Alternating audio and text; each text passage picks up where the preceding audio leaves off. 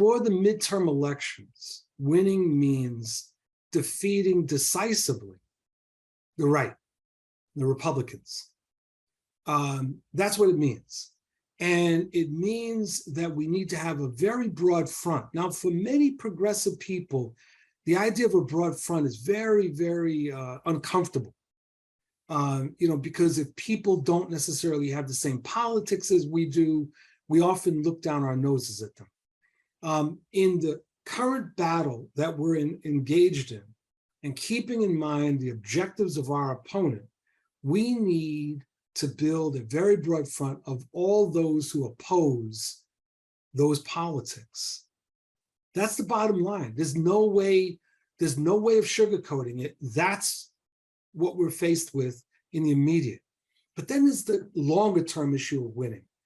The longer term issue of winning is really about developing an alternative set of politics and economic orientation, a transformative approach that's looking at not simply stabilizing the status quo, because the status quo cannot be stabilized. It's not acceptable, but it's about transforming. It's about addressing the environmental crisis. It's about addressing the economic crises. It's about expanding democracy. It's about the idea of fighting for a consistent democracy.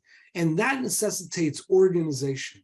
One of the lessons that we should have learned in the post-2020 period, post-George Floyd uprisings, is massive mobilizations in the absence of building organization leave you with very little.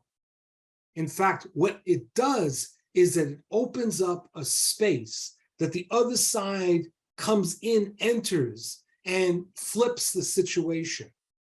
That mass mobilizations are incredibly important, particularly when they build organization, when organization emerges to sustain the movement, to advance the movement, to help to lead it.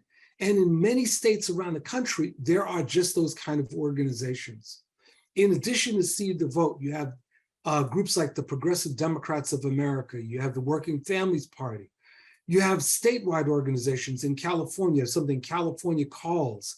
In other states, New Virginia Majority, there are progressive organizations that are power building, base building.